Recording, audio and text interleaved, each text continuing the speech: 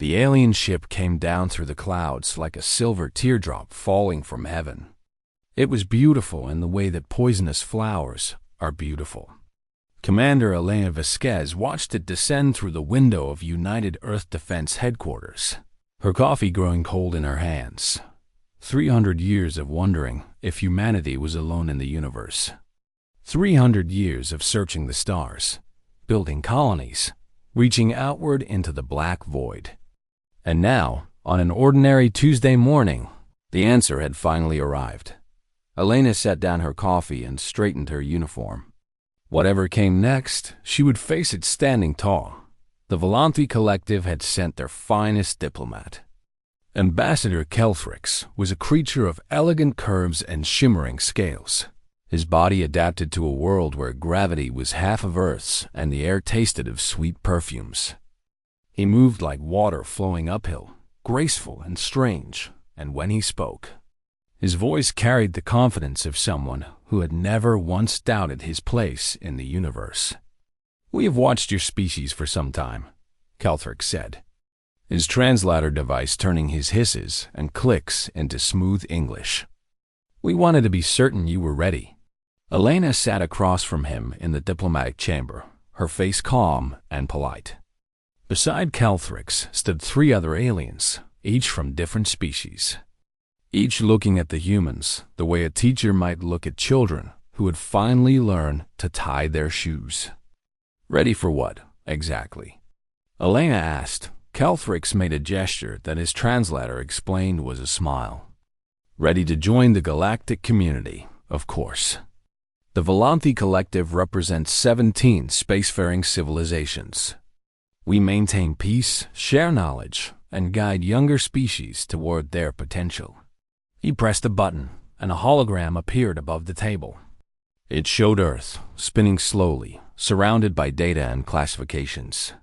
"Your world," Kelthrix continued, "is what we call a Class 12 death world. This is the highest danger rating in our system. Your gravity is crushing. Your atmosphere contains a corrosive gas you call oxygen. Your temperature ranges are extreme. Your ecosystem is filled with predators, parasites, and diseases." He paused, as if expecting gasps of horror. "Frankly, it is remarkable that intelligent life evolved there at all." Elena nodded slowly. "I see. Because of these factors," Kelthrix said, "we are prepared to offer humanity a special status. You would become a ward species of the collective. We would provide guidance, protection, and carefully managed access to galactic technology. In return, your expansion would be supervised, and your military capabilities would be monitored." The other aliens nodded along, their expressions kind and patient. They truly believed they were offering a gift. Elena looked at the hologram of Earth, her Earth, the world that had forged her ancestors through ice ages and plagues, through wars and famines, through every challenge nature could throw at them. The world that had taught humanity one simple lesson: survive, no matter what. "That is very generous," she said carefully. "May I ask what happens if we decline?" Kelthrix's S-scales shifted in what the translator called confusion. "Decline? I do not understand. Why would you decline protection?" "Hypothetically." The ambassador exchanged glances with his colleagues. "Well, hypothetically, you would remain isolated. You would not have access to jump point navigation.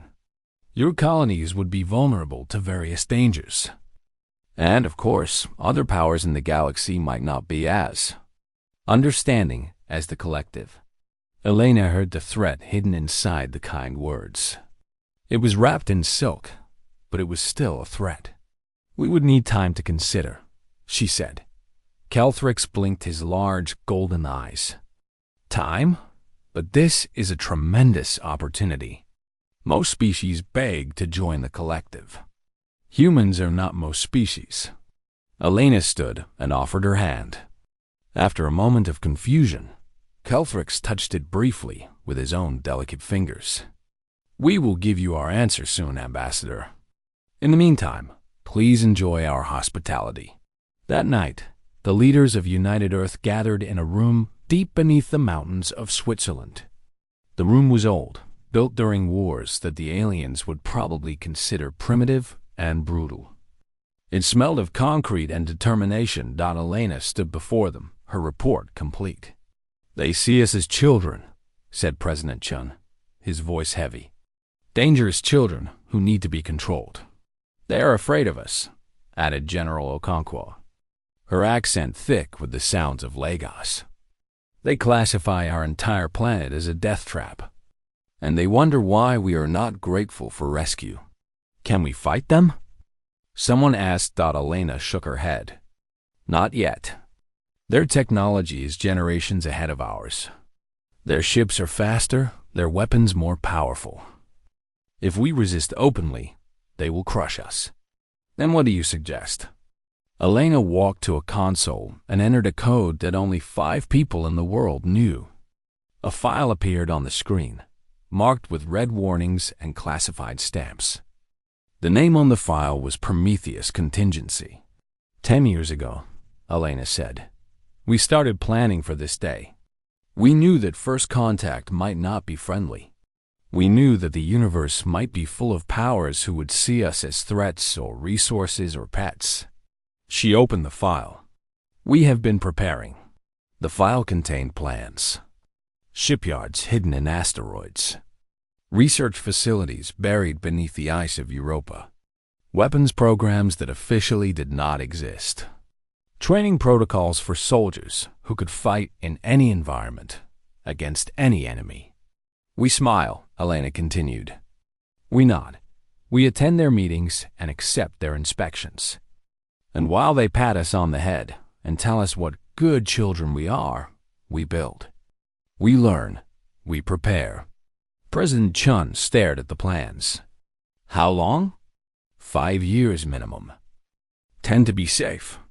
They will underestimate us because they have never met a species like us. They evolved on paradise worlds where the greatest danger was a strong wind. They have no idea what it means to come from a planet that tried to kill us every single day. General Okonkwo smiled, and it was not a kind smile. They looked at Earth and saw hell. "Yes," Elena agreed. "And they never once wondered what kind of creature could survive hell and build civilization anyway." The vote was unanimous. Humanity would play along. They would smile and nod and pretend to consider the collective's generous offer. And in the shadows, in the dark spaces between stars, they would prepare for the day when smiling was no longer necessary. Elena returned to her office as the sun rose over the mountains.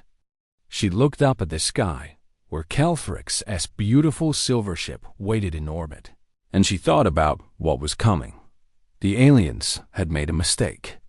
They had looked at humanity's past and seen only violence and struggle. They had not understood that the violence and struggle were not weaknesses. They were tools. They were lessons written in blood and carved into bone. The aliens had no idea what was approaching. But they would learn. They would all learn. 6 months passed like water dripping on stone.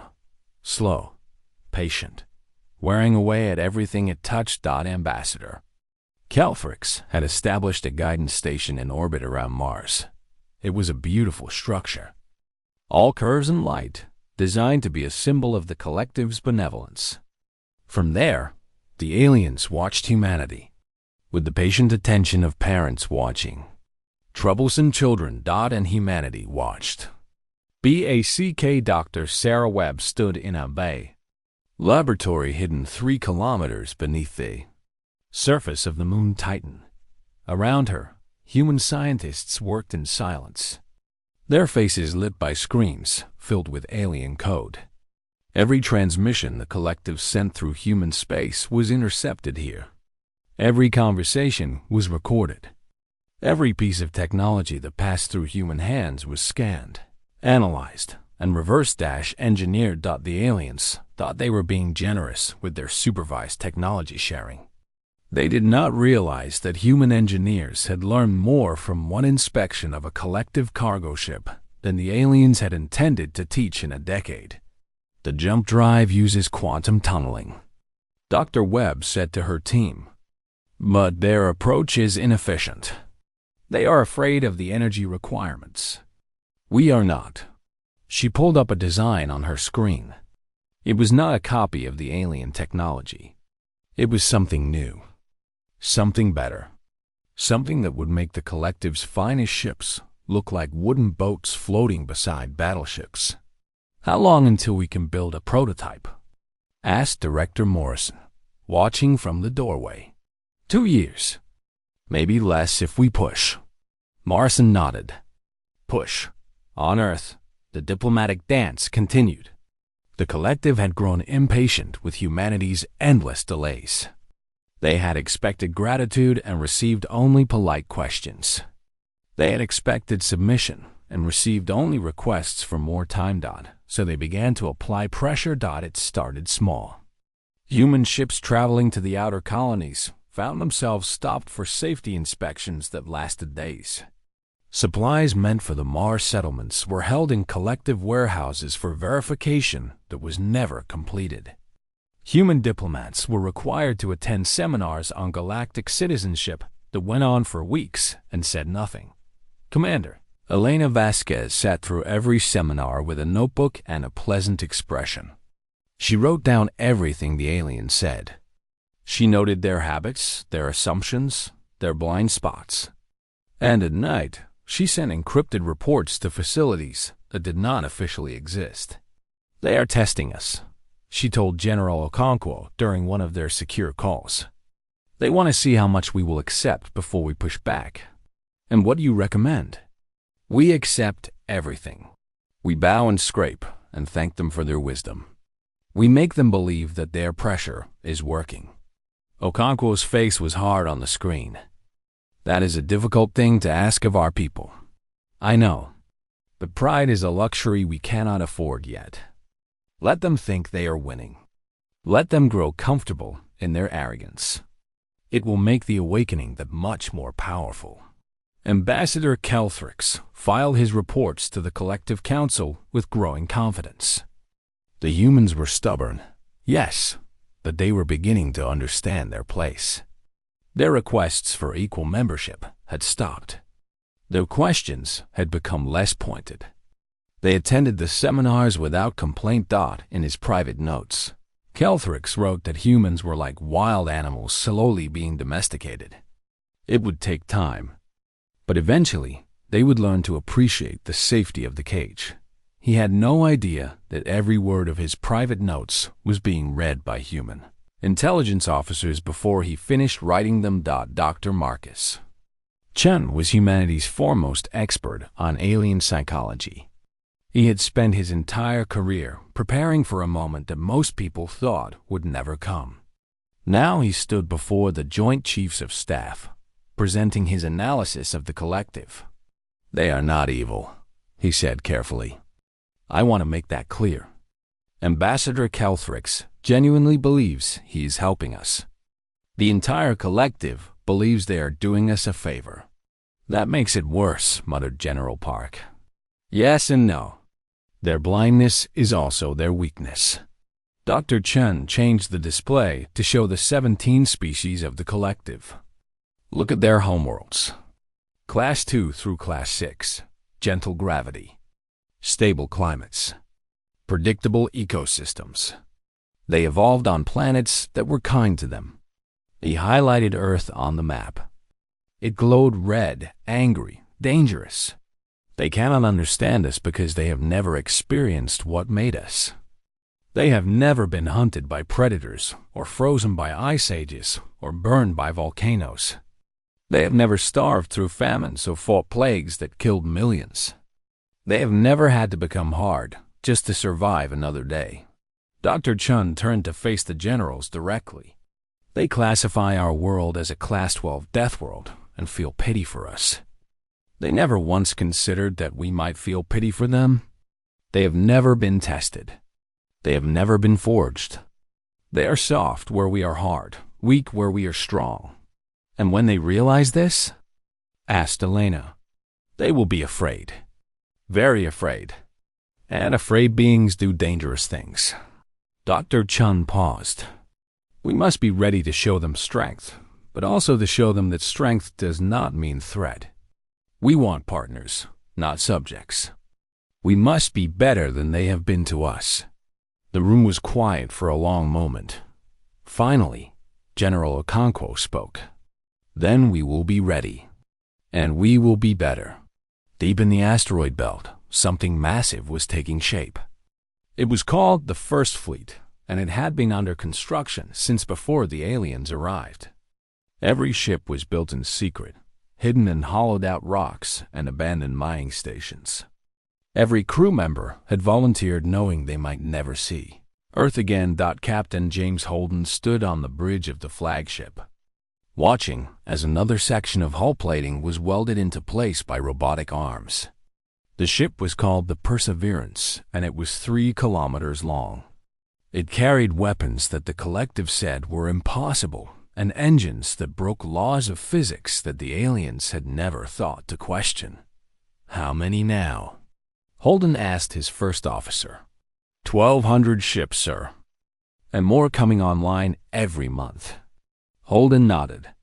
Through the viewport, he could see other ships floating in formation. Human ships, built by human hands, crewed by human hearts. Each one was a promise and a warning.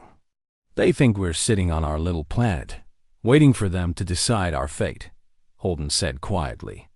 They have no idea. No, sir. They have no idea at all.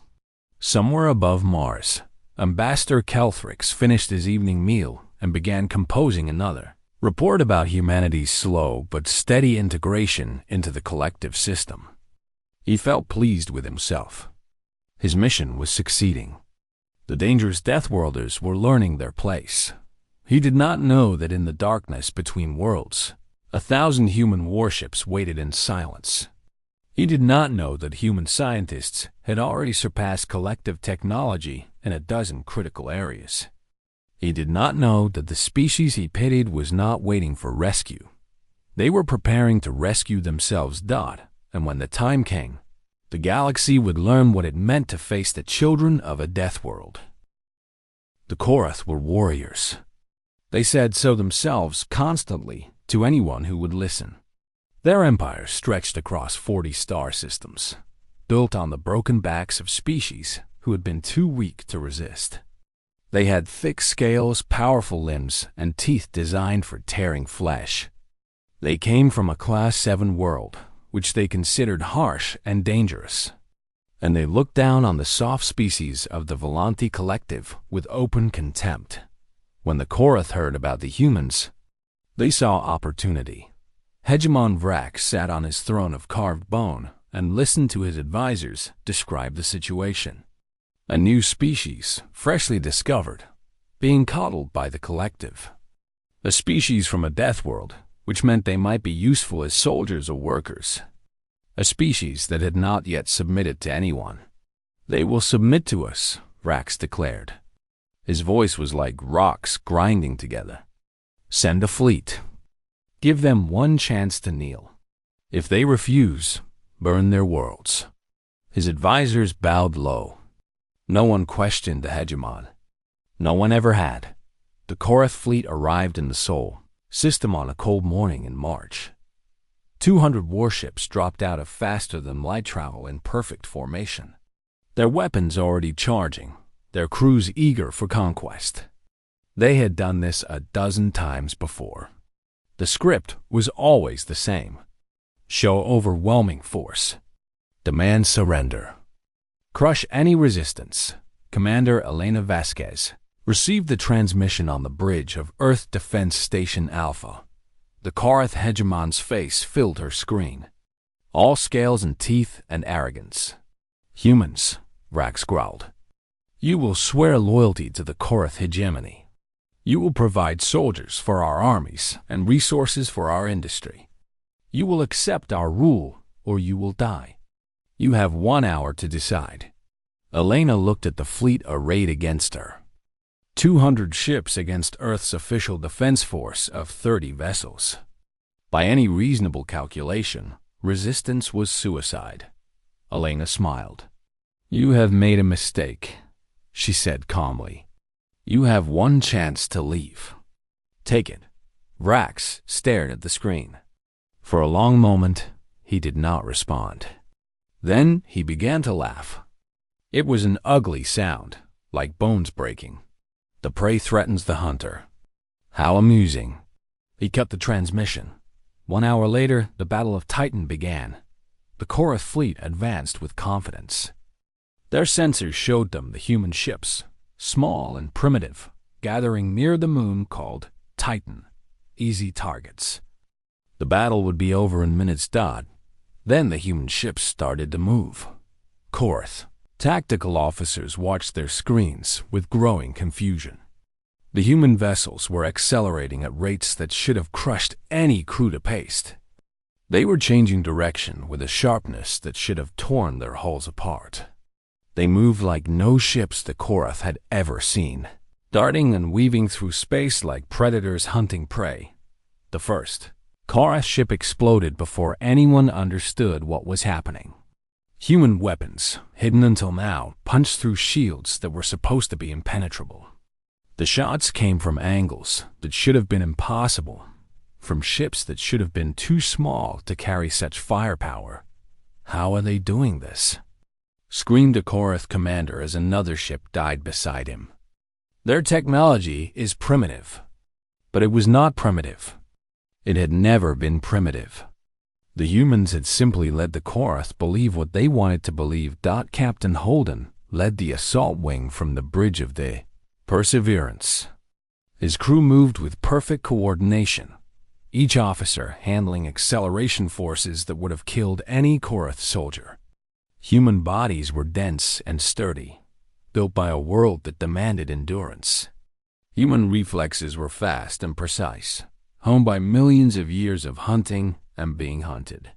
"Target their command ship," Holden ordered. "Show them what fear feels like." The Perseverance surged forward, and Hegemon Vrax watched on his view screen as death approached. On the surface of Titan, Korath ground forces were landing. They expected to establish a base, to begin the subjugation of humanity from a position of strength. They did not expect to meet the human Marines. Sergeant Maria Santos led her squad through the frozen landscape. The temperature was far below what any Korath could survive unprotected. The atmosphere was poison. The gravity was low, but the humans had trained for this. They moved like ghosts through the orange haze, and they carried weapons designed to fight gods. The Korath soldiers wore heavy environmental suits. They moved slowly, carefully, bunched together for warmth and courage. They never saw the Marines coming. The fight lasted 12 minutes. The Korath called for retreat after 3, but there was no retreat. The humans hunted them through the ice and fog, silent and relentless, until the last Korath soldier fell. Santa stood over the body of a Korath officer and felt nothing but cold satisfaction. These creatures had come to enslave her people. They had threatened to burn her world. They had learned nothing from history, nothing from the universe, nothing from the simple truth that predators should always respect other predators. Now they were learning in orbit. The battle was ending. The Korath fleet had been shattered. Ships fled in every direction, desperate to escape the nightmare they had stumbled into. Human vessels pursued them to the edge of the system, destroying any that tried to turn and fight. Hegemon Vrax's flagship limped away with 12% of the original fleet. The Hegemon himself sat in stunned silence, his scales pale with shock, his mind unable to process what had happened. He had come to conquer primitives. He had found something else entirely. Ambassador Kelthrix received the news in his quarters, above Mars. His hands trembled as he read the reports. The Korath hegemony, a military power that had threatened the collective for centuries, had been broken in a single afternoon by a species that was supposed to be grateful for protection. "This is impossible," he whispered to no one. "This is impossible." But the evidence was clear. The humans had hidden their true capabilities. They had smiled and nodded and attended seminars, while building a military force that could challenge the greatest powers in the galaxy. They had endured every insult, every condescension, every pat on the head, and they had never stopped preparing. Kelthrix looked out on Earth, hanging blue and green in the void, and for the first time in his life, he felt afraid of a planet. On Earth, Commander Elena Vasquez addressed the United Nations Assembly. Behind her, screens showed the wreckage of the Korath fleet and the faces of human soldiers who had fought and won. "Today we defended ourselves," she said. "Today we showed the galaxy that humanity will not be conquered, will not be enslaved, will not be treated as children to be managed. But this is not the end. It is the beginning." She paused, letting her words sink in. "We do not want war. We do not want empire. We want only what every thinking being deserves, the right to determine our own future. The collective offered us protection. The Korath offered us chains. We rejected both." Elena's eyes were hard as steel, but her voice carried something beyond anger. It carried hope. "We offer something different. Partnership, respect, a seat at the table as equals, not as pets or prisoners. The galaxy can accept this offer, or it can learn the same lesson the Korath learned today." She smiled, and it was not a kind smile. "We are the children of a death world. We were forged in fire and blood and endless struggle. We are not afraid of the dark. We were born in it." Across the galaxy, the message spread. Species who had never heard of humanity now whispered the name with wonder and fear. The rules of the universe had changed, and this was only the beginning. The Volanthi Collective Council met in emergency session for the first time in 300 years. 17 species gathered in the Great Chamber at the heart of their station world. Their representatives arranged in a circle of floating platforms, their voices raised in fear and confusion at the center of the chamber. A hologram showed the wreckage of the Korath fleet. The images played on repeat, a constant reminder of the impossible thing that had happened. "They destroyed 200 warships," said Councillor Thrall, her feathers ruffled with agitation. "The Korath had the largest military in 3 sectors, and the humans broke them in hours. They lied to us," hissed Councillor Venn, his tentacles writhing with anger. "They pretended to be primitive while building weapons of war. They attended our seminars." Councillor Pax wailed, her crystalline body vibrating with distress. "They asked questions about proper citizenship. And all the while, they were preparing to fight." Ambassador Kelthrix sat in his designated place, silent and still. He had requested to address the council, but first he needed to listen. He needed to understand how deeply his colleagues misunderstood the situation. "We must contain them," Councillor Thrall declared, "before they become a greater threat. We have the numbers. We have the resources. If we act together, we can force them to accept proper oversight." "Force them?" Kelthrix finally spoke, his voice quiet but cutting through the noise. "Did you watch the same battle I did? Did you see what they are capable of? They caught the Korath by surprise. They will not surprise us. You are wrong." Kelthrix rose from his platform and floated to the center of the chamber. "You are all wrong. And I was wrong too, for longer than I care to admit." He called up new images on the hologram. Human soldiers training in conditions that would kill any council species in minutes. Human ships enduring forces that would crush their crews to liquid. Human beings laughing and smiling on a world that the collective classified as a death trap. "We called Earth a Class 12 death world and felt pity for them," Kelthrix said. "We never asked what it meant to survive such a world. We never wondered what kind of being could look at that hell and build civilization anyway." The council was silent. "The human diplomatic vessel arrives in 1 hour," Kelthrix continued. "I suggest we listen to what they have to say. Really listen. because I do not think we have any other choice."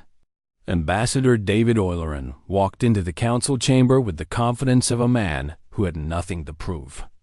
He was tall for a human, his dark skin gleaming under the station's lights, his eyes calm and steady. Behind him walked two Marine honor guards in full-dress uniform, their movements fluid and precise. The council species looked at the humans with new eyes. They noticed the way the humans moved, controlled and efficient, like predators who saw no need to rush. They noticed the density of their muscles, built by a world with punishing gravity.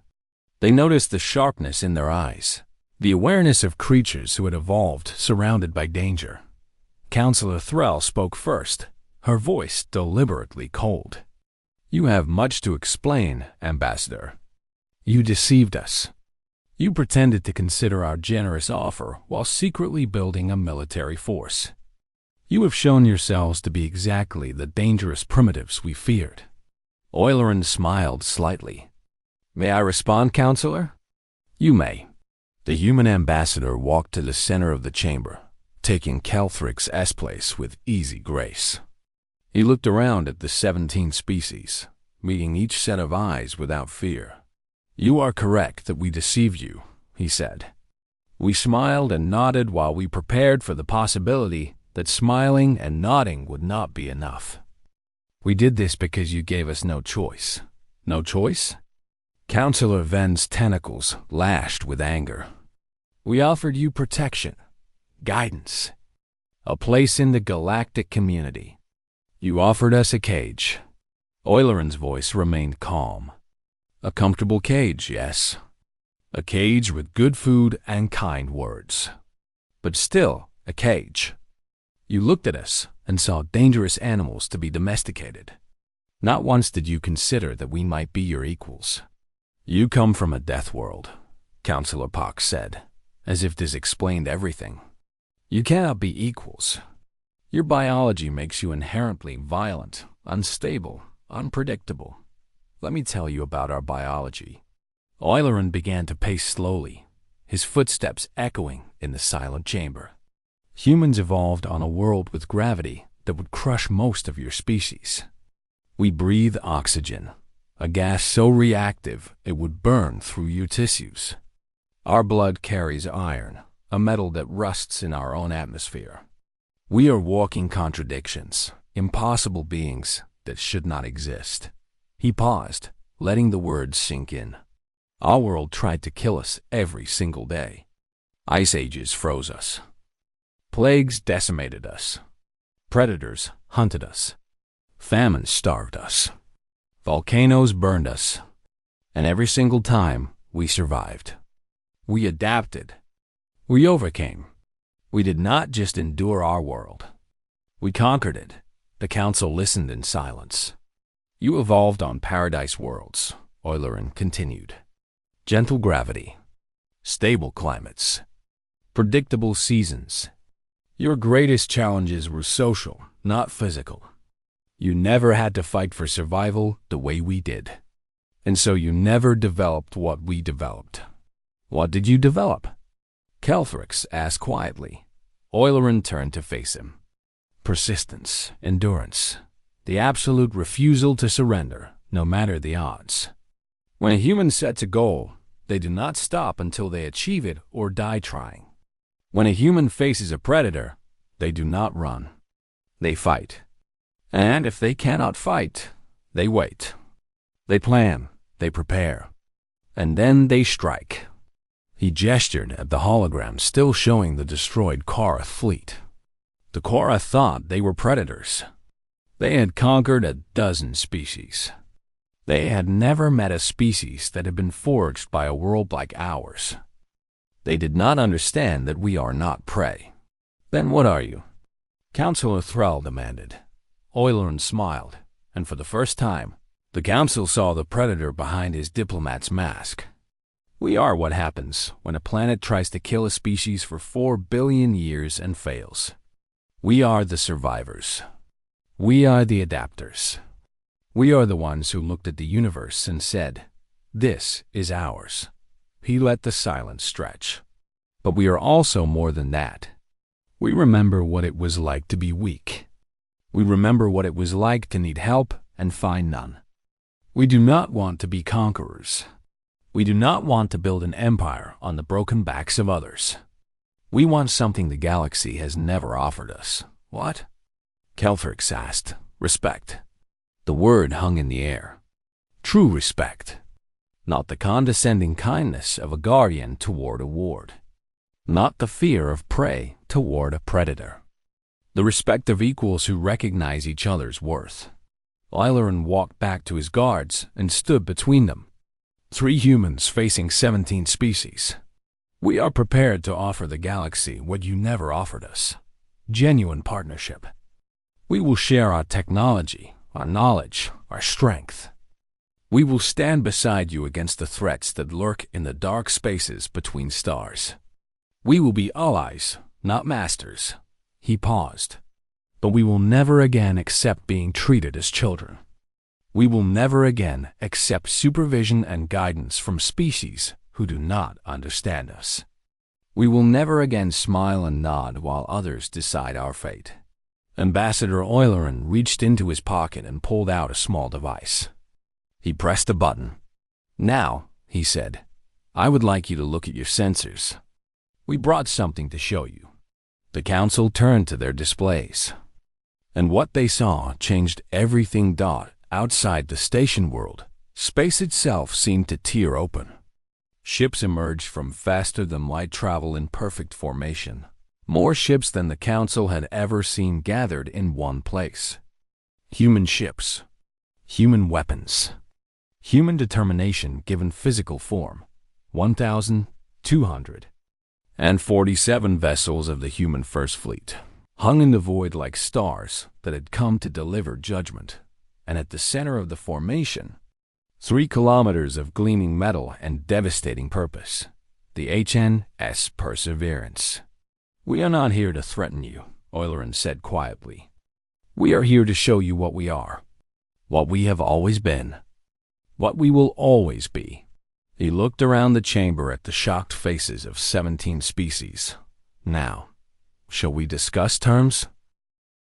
The silence in the council chamber lasted for a very long time. 17 species stared at their sensor displays, watching the impossible fleet that had appeared from nowhere.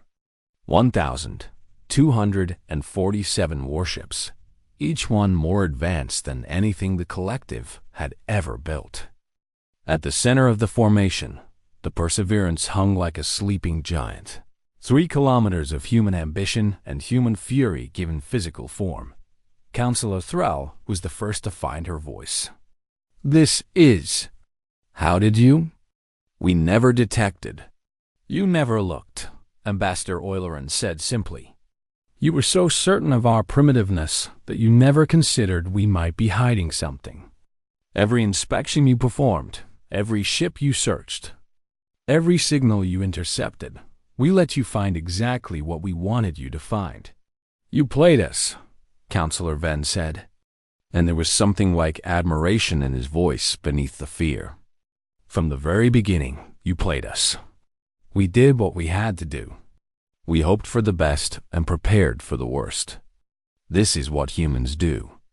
This is what our world taught us. Oileron gestured at the fleet on the display. But we did not come here for war. We came here to show you who we really are, so that we can finally speak as equals. Ambassador Kelthrix moved forward, his scale shifting through colors that indicated deep thought. What exactly are you proposing? Oileron turned to face him directly. Over the past months, he had come to understand that Kelthrix was different from the other counselors. The Serpentine diplomat was capable of learning, of changing, of seeing beyond the assumptions of his society. Full membership in a reformed collective, Oileron said. Not as wards or children, but as equal partners. We will share our technology freely. We will contribute to collective defense. We will help you face the threats you have been too comfortable to confront. What threats? Councillor Pox asked. Oileron's expression grew serious. How much do you know about the silent zones? The regions of space where no ship has ever returned from? The council exchanged uncomfortable glances. The silent zones were a forbidden topic, a source of quiet terror that polite species did not discuss. We have sent probes, Eulerin continued. Our probes came back. Do you want to know what they found? He pressed another button on his device. The hologram changed, showing images that made several counselors cry out in horror. Dark shapes moving through the void. Structures that hurt the eyes to look at. Signals that sounded like screaming. There are things out there that make the Korath look like children playing with toys.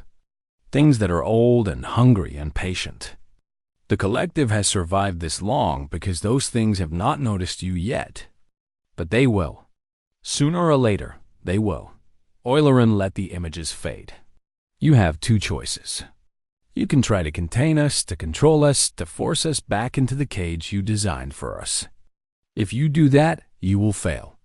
We will fight, and we will win, and then we will face the darkness alone while you wait here for it to find you. He paused. Or you can accept us as partners. You can learn from us as we learn from you. You can stand beside us when the darkness comes. And together we can be something that neither of us could be alone. The council debated for 3 days. Ambassador Eulerin and his guards waited patiently in their quarters, eating human food, breathing human air, maintaining their calm while the fate of the galaxy was decided in chambers they were not allowed to enter. On the second day, Kelthrix came to visit. He sat across from Eulerin in the small room. His elegant body coiled in a way that suggested exhaustion. The council is divided, he said. Some want to accept your terms. Others want to fight. Some want to flee. And you? Kelthrix was quiet for a long moment. I have been thinking about what you said. About what it means to come from a world like yours. About what we missed when we classified you. And I think we made a terrible mistake. Not in underestimating your military power, though we did that too. We made a mistake in pitying you. Kelthrix's golden eyes met Eulerin's dark ones. You do not need pity. You never did. You are the strongest species in the galaxy, not despite your world, but because of it. Eulerin nodded slowly. Understanding that is the first step. What is the second step? Learning that strength does not have to mean cruelty. We could conquer you. We could build an empire to rival anything the Korath ever dreamed of.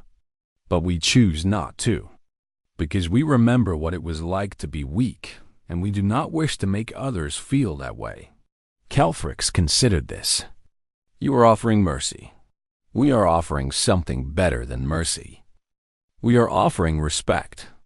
True respect between equals who recognize each other's worth. Eulerin leaned forward. We have a saying on Earth. Those who forget history are doomed to repeat it. We have not forgotten our history. We remember every empire that rose and fell, every tyrant who thought they were invincible, every species that conquered and was conquered in turn. We do not want to be another empire. We want to be something new. On the third day, the council voted. It was not unanimous. 3 species voted against the treaty, too afraid or too proud to accept the new reality. But 14 species voted in favor, and that was enough. The Treaty of Convergence was signed in the Great Chamber, witnessed by the First Fleet still holding formation outside. Humanity joined the Volanthi Collective not as wards or subjects, but as full and equal members. The old classifications were abolished. The old assumptions were discarded. A new era began. Ambassador Kelthrix requested transfer to Earth. The Council was surprised, but they approved his request. He wanted to understand humans, truly understand them, and the only way to do that was to walk among them. He arrived on a summer day, when the sun was bright and the wind carried the scent of growing things. The gravity pressed down on him like a gentle hand, reminding him with every breath that this world was not made for creatures like him. Commander Elena Vasquez met him at the spaceport. She was older now, her hair touched with gray, but her eyes were still sharp and strong. "Welcome to Earth, Ambassador," she said. "Are you sure about this? Our world is not easy for your kind." "I am sure," Kelfric said. "I spent my career believing my species had all the answers. Now I want to learn what questions we never thought to ask." Over the following months, he walked through forests filled with predators that saw him as prey. He climbed mountains in gravity that made every step a struggle. He watched humans laugh and dance and argue and love in conditions that would kill him in minutes without protection. And slowly, he began to understand. He watched children playing in rain that would dissolve his scales. He watched athletes running marathons that would stop his hearts. He watched scientists working on problems that his people had declared impossible, solving them through sheer stubborn refusal to accept defeat. One evening, he sat with Elena on a hillside overlooking a city of millions. The lights spread out below them like earthbound stars, each one representing a human life, a human story, a human dream. "You could have conquered us," Elena said quietly, "when you first arrived. Before we were ready, you had the power to make us kneel." "Yes," Kelfrix admitted. "We could have. Why didn't you?" He thought about the question for a long time. "Because we genuinely believed we were helping. We looked at your world and saw suffering. We looked at your history and saw violence. We thought you needed to be saved from yourselves." He paused. "We never understood that the suffering and violence were not weaknesses. They were teachers. Hard teachers, cruel teachers, but teachers nonetheless." Elena nodded slowly. "Our world tried to kill us, and we refused to die." "Yes." Kelfrix looked out at the city, at the monument to human persistence that glittered in the darkness. "That is what we never understood. We evolved on gentle worlds, where survival was easy and comfort was the norm. We never had to fight the way you fought. We never had to endure the way you endured." He turned to face her. "You have a saying, 'What does not kill you makes you stronger.' I finally understand what that means. Your entire world tried to kill you, generation after generation, for millions of years. And look what you became." Elena smiled, and for once it was not the hard smile of a warrior. It was the soft smile of someone who had found understanding where she expected only fear. "We are glad you came to learn," she said. "The galaxy is bigger than any one species. There is room for all of us, if we are willing to make room." Kelfrix looked up at the stars, where human ships now patrolled beside collective vessels, where old enemies were becoming new friends, where the darkness of the silent zones waited to test them all. "Yes," he said, "there is room, and together we will fill it with light." Far above them, the First Fleet held its silent vigil. The Perseverance hung in orbit like a guardian angel, a reminder of what humanity had become and what they had chosen not to be. They had faced the arrogance of the galaxy and answered it with strength. They had faced the fear of the Council and answered it with mercy. They had faced their own darkness and answered it with hope. The aliens had looked at Earth and seen hell. The humans had looked at Earth and built heaven. And now, together, they would face whatever came next. The stars waited. The darkness waited. But humanity was not afraid. They had never been afraid. They were the children of a death world, and they had only just begun.